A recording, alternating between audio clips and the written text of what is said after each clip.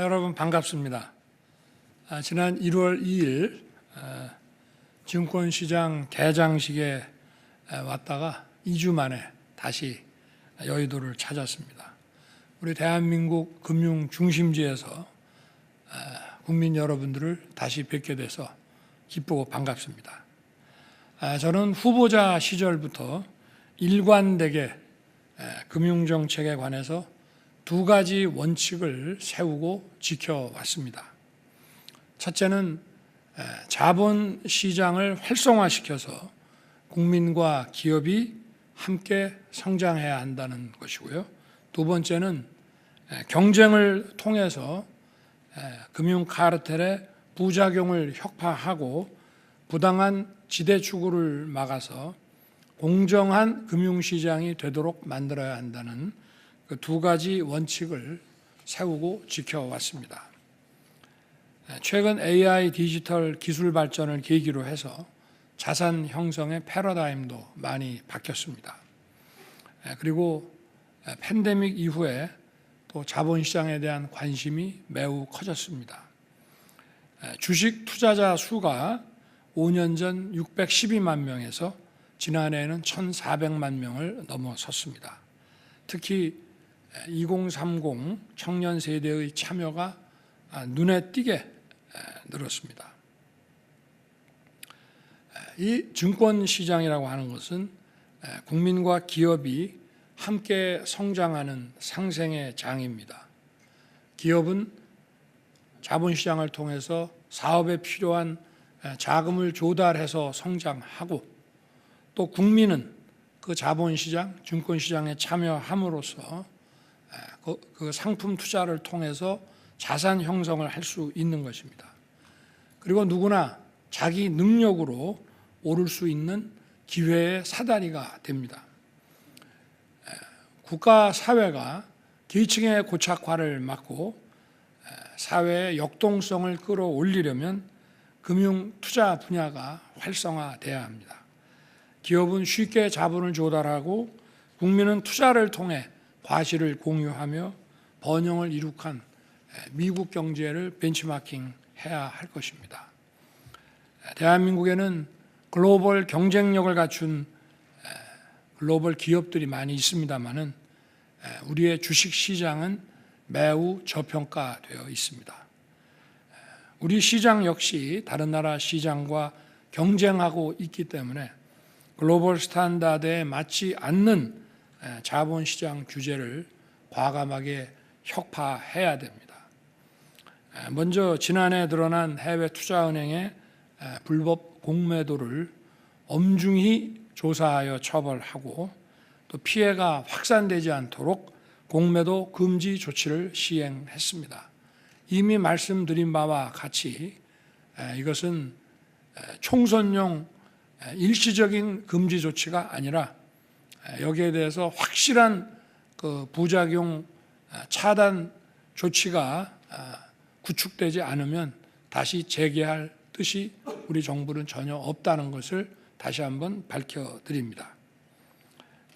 대주주 양도소득세 기준을 상향하고 금투세 폐지를 정부의 정책으로 확정했습니다. 경제 논리에 맞지 않는 금융 관련 세제도 과감하게 바로 잡아 나가고 있습니다.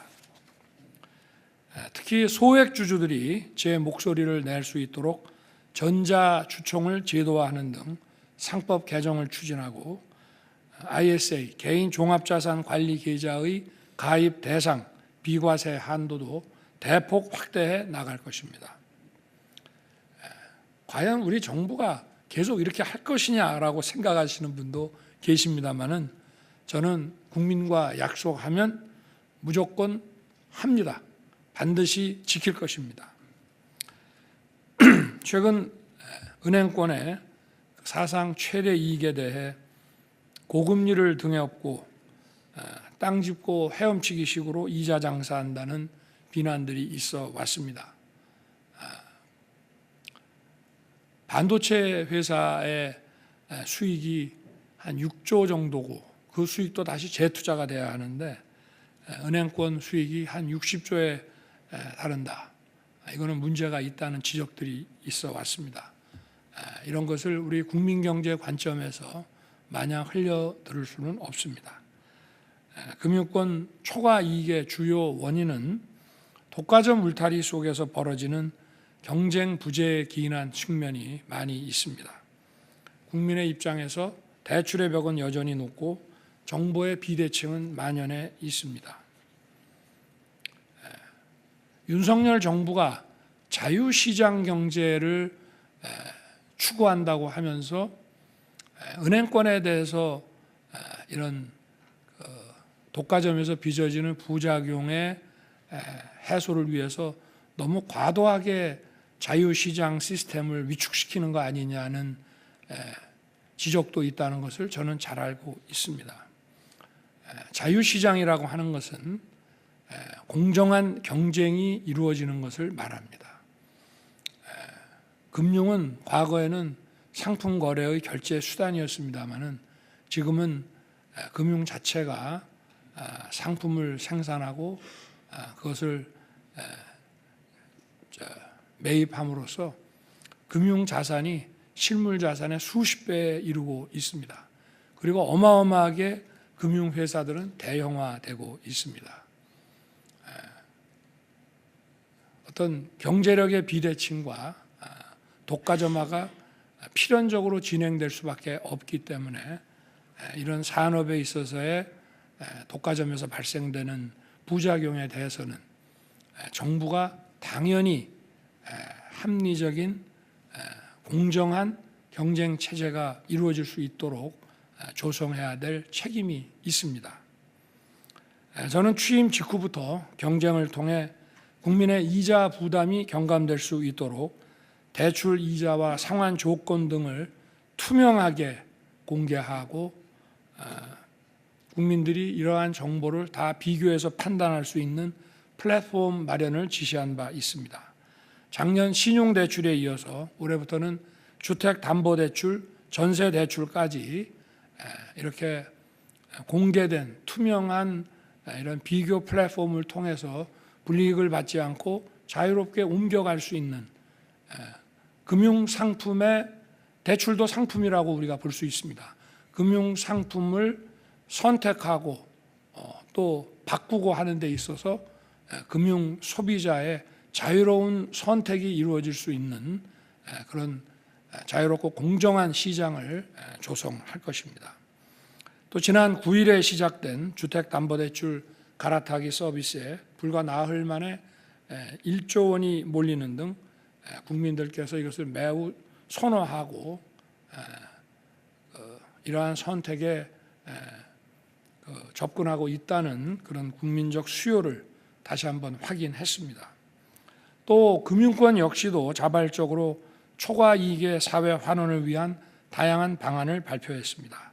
소상공인과 자영업자 이자 환급 등 2조 원 플러스 알파 상생 패키지를 마련했고 제2금융권 역시 3천억 원 규모의 이자 경감 계획을 추진할 예정입니다.